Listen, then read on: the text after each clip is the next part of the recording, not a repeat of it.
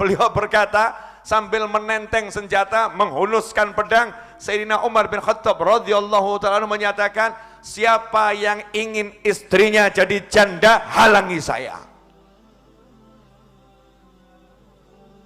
Jangan sok niru ya. Jangan sok, oh saya mau niru Umar bin Khattab, belum makomnya. Belum makomnya. Siapa yang ingin istrinya jadi janda, halangi saya mau hijrah. Masya Allah.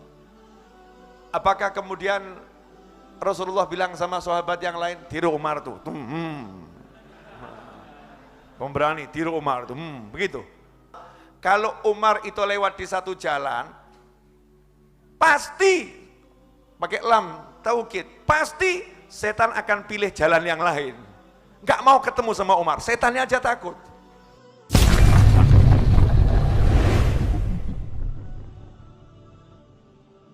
Kita masih ingat ketika akan hijrah, Nabi Muhammad SAW melakukan hijrah secara sembunyi-sembunyi. Betul ya? Hijrahnya Nabi siang atau malam? Malam. Diumumkan atau dirahasiakan? Dirahasiakan. Dilakukannya secara terang-terangan atau sembunyi-sembunyi? Sembunyi-sembunyi. Nabi pemberani atau paling berani? Paling berani. Sementara hijrahnya Sayyidina Umar bin Khattab radhiyallahu ta'ala anhu dilakukan siang atau malam? Siang hari. Dilakukan secara rahasia atau terang-terangan? Terang-terangan. Dirahasiakan atau diumumkan? Bukan lagi diumumkan, diproklamirkan. Beliau berkata sambil menenteng senjata, menghunuskan pedang. Sayyidina Umar bin Khattab radhiyallahu ta'ala menyatakan, siapa yang ingin istrinya jadi janda, halangi saya. Jangan sok niru ya. Jangan sok, oh saya mau niru Umar bin Khattab, belum makomnya. Belum makomnya. Siapa yang ingin istrinya jadi janda, halangi saya mau hijrah. Masya Allah. Apakah kemudian Rasulullah bilang sama sahabat yang lain, tiru Umar tuh, pemberani, tiru Umar tuh, begitu. Kadang-kadang kita ini aneh gitu. Kadang-kadang kita itu aneh. Harus niru yang bagaimana gitu ya. Ini Umar bin Khattab lain radhiyallahu anhu. Memang sebelum masuk Islam beliau dikenal seseorang yang model begitu. Yang modelnya seperti itu. Dan memang ditakutin. Lah kamu gak ada yang takut sama kamu, gaya. Niru. Memang powernya berbeda.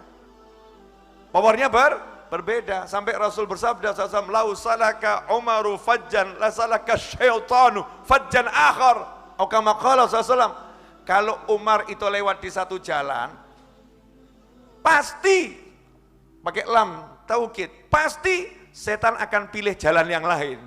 Gak mau ketemu sama Umar, setannya aja takut. Kalau kita lewat di satu lorong, setan di lorong lain ngumpul bersama kita. Beda makom. Ya beda makom. Jangan Nabi kita Muhammad sallallahu alaihi wasallam tidak mengatakan kepada sahabat tiru Umar. Tapi Rasul SAW mengajarkan yang bisa ditiru oleh semua orang. Yang bisa ditiru oleh semua orang. Yang paling aman, yang paling efektif, yang tidak menimbulkan kegaduhan, tidak menimbulkan kerusuhan, tidak menimbulkan permusuhan, tidak menimbulkan korban. Itulah yang dipilih oleh Nabi Muhammad SAW. Meskipun harus capek-capek, maka Rasul SAW memilih waktunya malam hari. Waktunya malam hari. Yang kedua dirahasiakan. Dirahasiakan. Kemudian tidak dilakukan secara terang-terangan, sembunyi-sembunyi,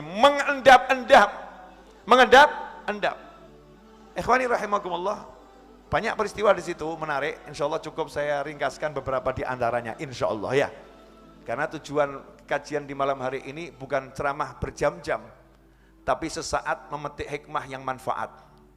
Ya, sesaat memetik hikmah yang manfaat. bermanfaat agar bisa dipraktekkan dalam kehidupan nyata sehari-hari sehingga selamat dunia akhirat. Amin Allahumma amin. Pertama, Nabi kita Muhammad SAW ketika mau hijrah ngajak teman. Yang diajak teman yang paling bisa dipercaya, yaitu Sayyidina Abu Bakar As-Siddiq radhiyallahu ta'ala anhu.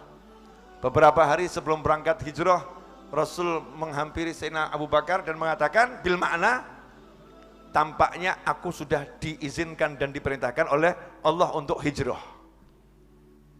Ya, oleh Allah untuk hijrah. Sayyidina Abu Bakar, kamu yang nemenin saya. Sayyidina Abu Bakar menjawab, kalau begitu wahai Rasul SAW, saya udah siapkan 2 kendaraan sejak lama untuk kita berdua.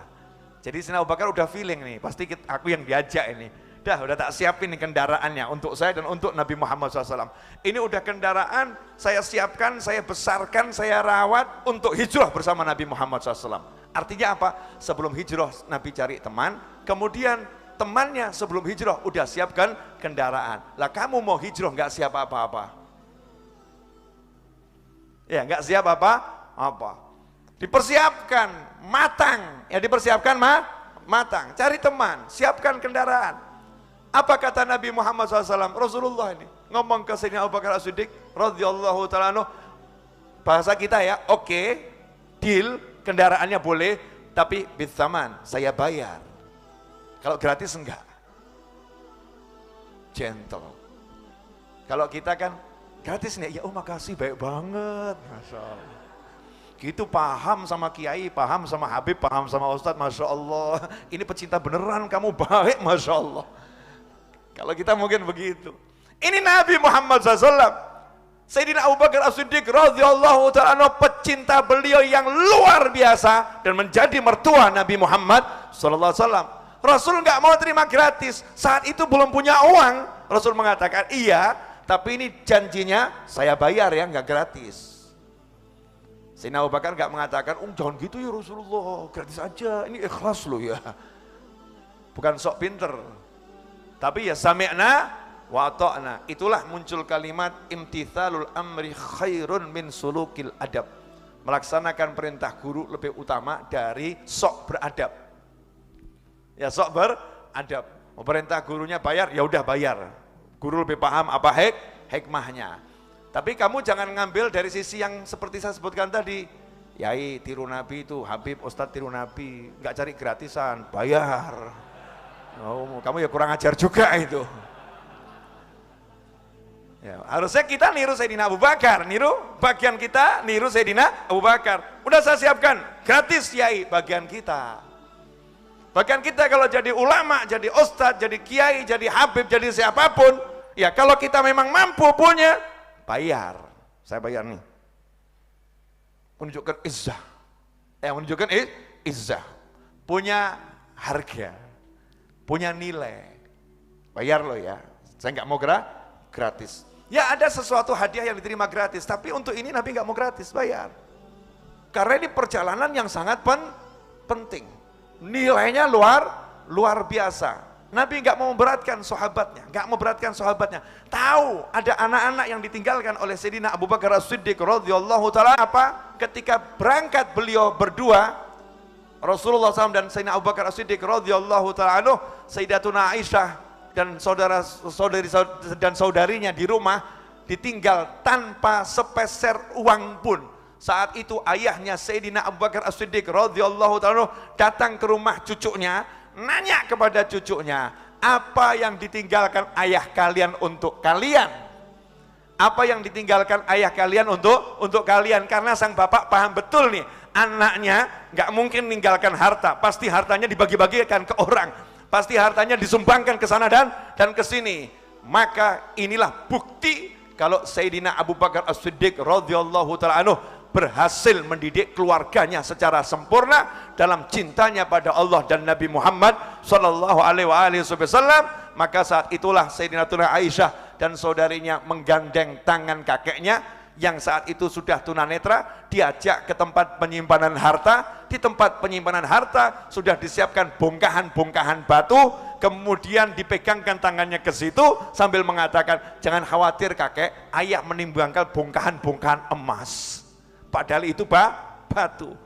Coba kalau itu anak kita, bapak nggak kok, nggak perhatian,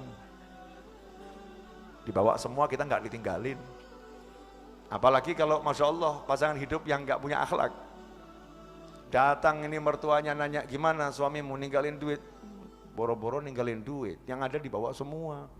Memang anak bapak nggak punya perhatian, nggak punya perasaan itu. Kita ditinggal, nggak dikasih apa-apa, bla bla bla bla bla bla dan lain sebagainya. Urusan duit ini ruwetnya luar biasa. Sementara keluarga Sayyidina Abu Bakar nggak ada yang ngurus duit. Karena itu kalau mau niru Sayyidina Abu Bakar As-Siddiq radhiyallahu ta'ala anhu yang mendermakan seluruh hartanya di jalan Allah Ta'ala, kamu nggak boleh niru seperti itu sebelum kamu berhasil mendidik keluargamu semuanya ikhlas, kamu jadi seperti itu. Begitulah yang diajarkan oleh para ulama. Jangan akhirnya kamu katakan seluruh harta untuk Allah dan Rasulnya, seluruh harta untuk Allah dan Rasulnya, sementara istrimu hatinya tidak bisa merasa nyaman, nggak bisa merasa tenang, hatinya bingung besok makan apa, maka yang semacam ini dosanya engkau yang menanggungnya.